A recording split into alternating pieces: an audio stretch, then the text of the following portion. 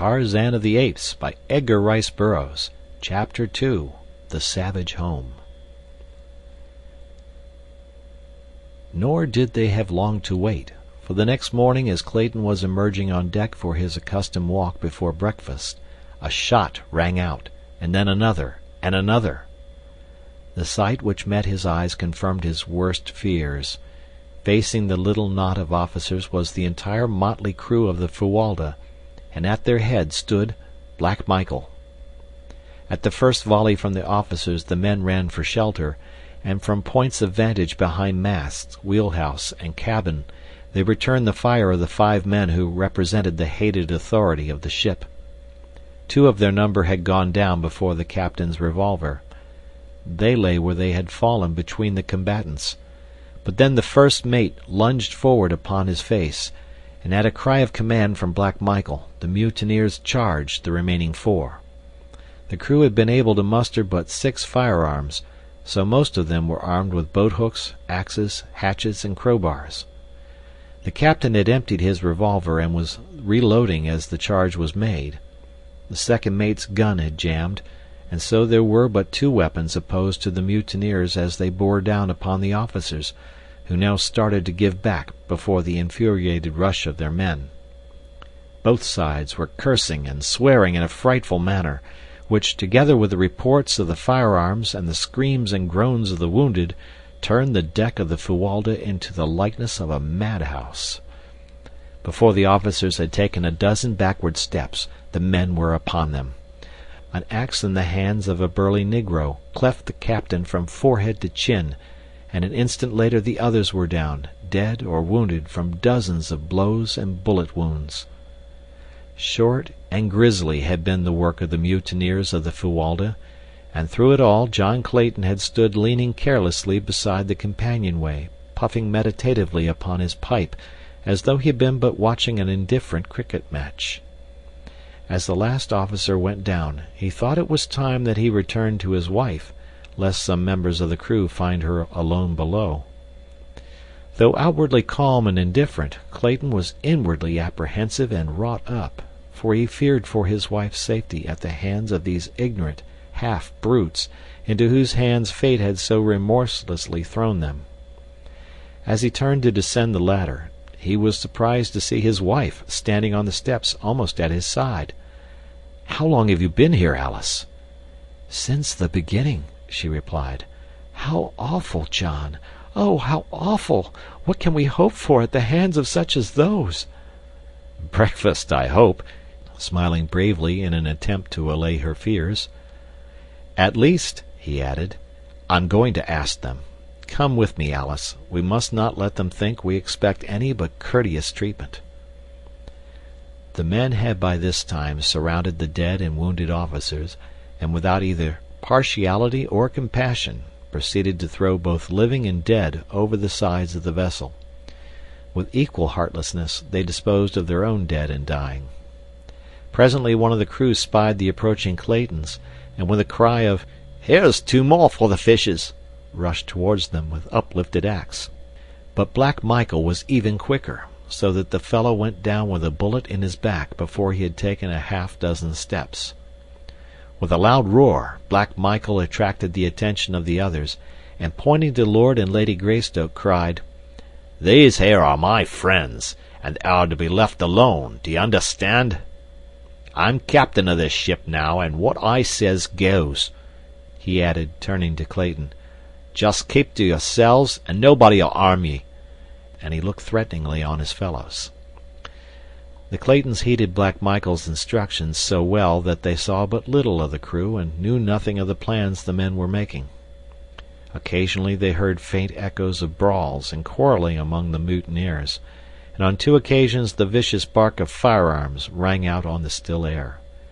But Black Michael was a fit leader for this band of cutthroats, and withal held them in fair subjection to his rule.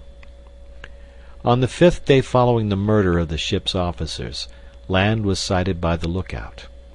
Whether island or mainland, Black Michael did not know, but he announced to Clayton that if investigation showed that the place was habitable, he and Lady Greystoke were to be put ashore with their belongings.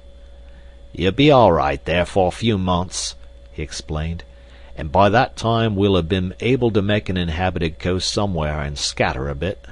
Then I'll see that your government's notified where you be, and they'll soon send a man o' war to fetch you off. It would be a hard matter to land you in a civilization without a lot o' questions being asked, and none of us here has any very convincing answers up our sleeves."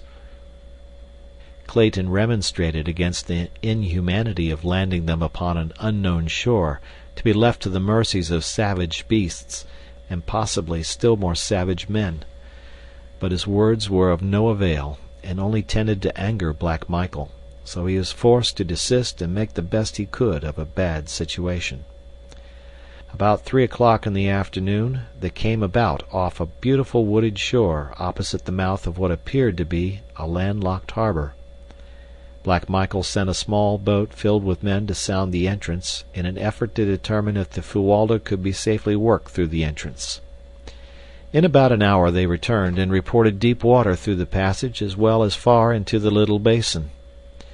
Before dark the barkentine lay peacefully at anchor upon the bosom of the still, mirror-like surface of the harbor. The surrounding shores were beautiful with semi-tropical verdure, while in the distance the country rose from the ocean in hill and tableland, almost uniformly clothed by primeval forest. No signs of habitation were visible, but that the land might easily support human life was evidenced by the abundant bird and animal life of which the watchers on the Fuwalda's deck caught occasional glimpses, as well as by the shimmer of a little river which emptied into the harbor, ensuring fresh water in plenitude. As darkness settled upon the earth, Clayton and Lady Alice still stood by the ship's rail in silent contemplation of their future abode. From the dark shadows of the mighty forest came the wild calls of savage beasts, the deep roar of the lion, and occasionally the shrill scream of a panther. The woman shrank closer to the man in terror-stricken anticipation of the horrors lying in wait for them in the awful blackness of the nights to come, when they should be alone upon that wild and lonely shore. Later in the evening Black Michael joined them long enough to instruct them to make their preparations for landing on the morrow. They tried to persuade him to take them to some more hospitable coast, near enough to civilization so that they might hope to fall into friendly hands, but no pleas, or threats, or promises of reward could move him. "I am the only man aboard who would not rather see you both safely dead, and while I know that's the sensible way to make sure of our own necks, yet Black Michael's not the man to forget a favor. You saved my life once, and in return I'm going to spare yours, and that's all I can do. The men won't stand for any more, and if we don't get you landed pretty quick, they may even change their minds about giving you that much show. I'll put all your stuff ashore with ye, as well as cooking utensils and some old sails for tents, and enough grub to last you until you can find fruit and game. With your guns for protection, you ought to be able to live here easy enough until help comes. When I get safely hid away, I'll see to it that the British government learns about where you be.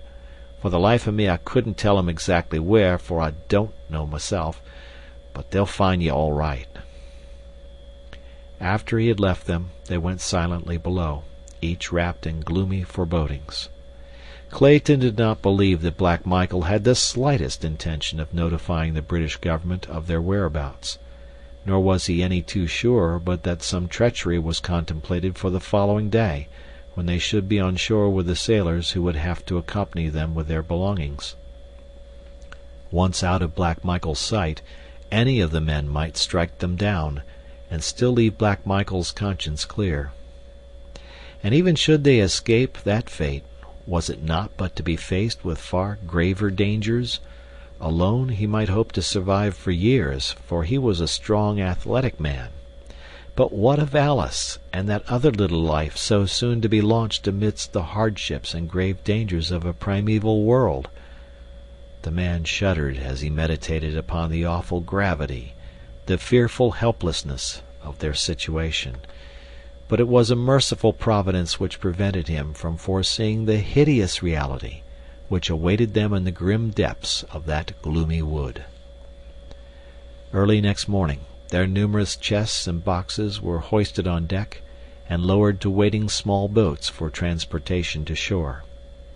There was a great quantity and variety of stuff, as the Claytons had expected a possible 5 to 8 years' residence in their new home. Thus, in addition to the many necessities they had brought, there were also many luxuries. Black Michael was determined that nothing belonging to the Claytons should be left on board. Whether out of compassion for them, or in furtherance of his own self-interest, it would be difficult to say. There was no question but that the presence of property of a missing British official upon a suspicious vessel would have been a difficult thing to explain in any civilized port in the world. So zealous was he in his efforts to carry out his intentions that he insisted upon the return of Clayton's revolvers to him by the sailors in whose possession they were. Into the small boats were also loaded salt meats and biscuit, with a small supply of potatoes and beans, matches and cooking vessels, a chest of tools, and the old sails which Black Michael had promised them. As though himself fearing the very thing which Clayton had suspected, Black Michael accompanied them to shore, and was the last to leave them when the small boats, having filled the ship's cask with fresh water, were pushed out toward the waiting Fuwalda. As the boats moved slowly over the smooth waters of the bay, Clayton and his wife stood silently watching their departure, in the breasts of both a feeling of impending disaster and utter hopelessness. And behind them, over the edge of a low ridge, other eyes watched, close-set, wicked eyes gleaming beneath shaggy brows. As the Fuwalda passed through the narrow entrance to the harbor and out of sight behind a projecting point, Lady Alice threw her arms about Clayton's neck and burst into uncontrolled sobs. Bravely had she faced the dangers of the mutiny. With heroic fortitude she had looked into the terrible future, but now that the horror of absolute solitude was upon them, her overwrought nerves gave way, and the reaction came. He did not attempt to check her tears. It were better that nature have her way in relieving these long-pent emotions, and it was many minutes before the girl, little more than a child she was, could again gain mastery of herself. "Oh, John!" she cried at last. "The horror of it! What are we to do? What are we to do?" "There is but one thing to do, Alice," and he spoke as quietly as though they were sitting in their snug living room at home. "And that is work. Work must be our salvation. We must not give ourselves time to think, for in that direction lies madness. We must work and wait. I am sure that relief will come, and come quickly, when once it is apparent that the Fuwalda has been lost, even though Black Michael does not keep his word to us." "But, John, if it were only you and I," she sobbed, "we could endure it, I know, but—" "Yes, dear," he answered gently. "I have been thinking of that also. But we must face it, as we must face whatever comes, bravely and with the utmost confidence in our ability to cope with circumstances whatever they may be. Hundreds of thousands of years ago, our ancestors of the dim and distant past faced the same problems which we must face, possibly in these same primeval forests. That we are here today evidences their victory. What they did may we not do? And even better, for are we not armed with ages of superior knowledge, and have we not the means of protection, defense, and sustenance which science has given us, but of which they were totally ignorant? What they accomplished, Alice, with instruments and weapons of stone and bone, surely that may we accomplish also." "Ah, John, I wish that I might be a man with a man's philosophy, but I am but a woman, seeing with my heart rather than my head, and all that I can see is too horrible, too unthinkable to put into words. I can only hope you are right, John. I will do my best to be a brave primeval woman, a fit mate for the primeval man. Clayton's first thought was to arrange a sleeping shelter for the night, something which might serve to protect them from prowling beasts of prey. He opened the box containing his rifles and ammunition, that they might both be armed against possible attack while at work, and then together they sought a location for their first night's sleeping place. 100 yards from the beach was a little level spot, fairly free of trees. Here they decided eventually to build a permanent house, but for the time being they both thought it best to construct a little platform in the trees, out of reach of the larger of the savage beasts in whose realm they were. To this end, Clayton selected 4 trees which formed a rectangle about 8 feet square, and cutting long branches from other trees, he constructed a framework around them, about 10 feet from the ground, fastening the ends of the branches securely to the trees by means of rope, a quantity of which Black Michael had furnished him from the hold of the Fuwalda. Across this framework Clayton placed other smaller branches quite close together. This platform he paved with the huge fronds of elephant's ear which grew in profusion about them, and over the fronds he laid a great sail folded into several thicknesses. 7 feet higher he constructed a similar, though lighter platform to serve as roof, and from the sides of this he suspended the balance of his sailcloth for walls. When completed he had a rather snug little nest, to which they carried their blankets and some of the lighter luggage. It was now late in the afternoon, and the balance of the daylight hours were devoted to the building of a rude ladder by means of which Lady Alice could mount to her new home. All during the day the forest about them had been filled with excited birds of brilliant plumage, and dancing, chattering monkeys, who watched these new arrivals and their wonderful nest-building operations with every mark of keenest interest and fascination. Notwithstanding that both Clayton and his wife kept a sharp lookout, they saw nothing of larger animals, though on 2 occasions they had seen their little simian neighbors come screaming and chattering from the nearby ridge, casting frightened glances back over their little shoulders, and evincing as plainly as though by speech that they were fleeing some terrible thing which lay concealed there.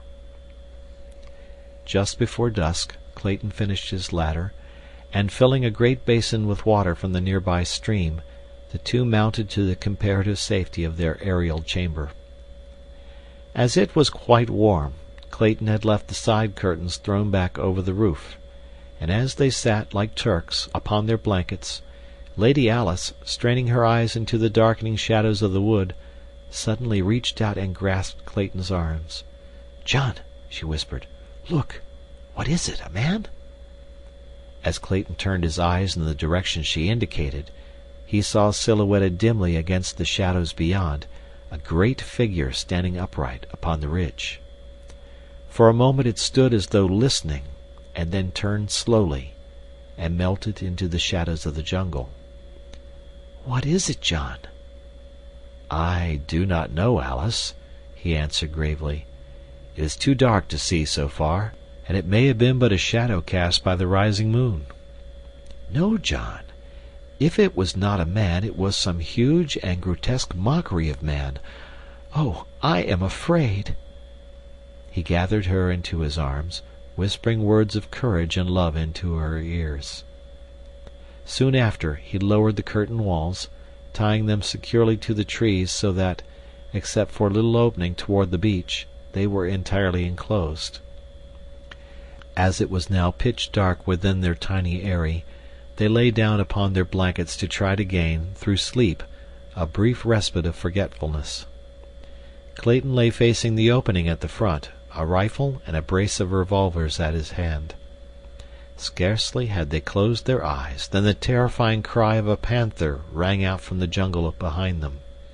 Closer and closer it came until they could hear the great beast directly beneath them.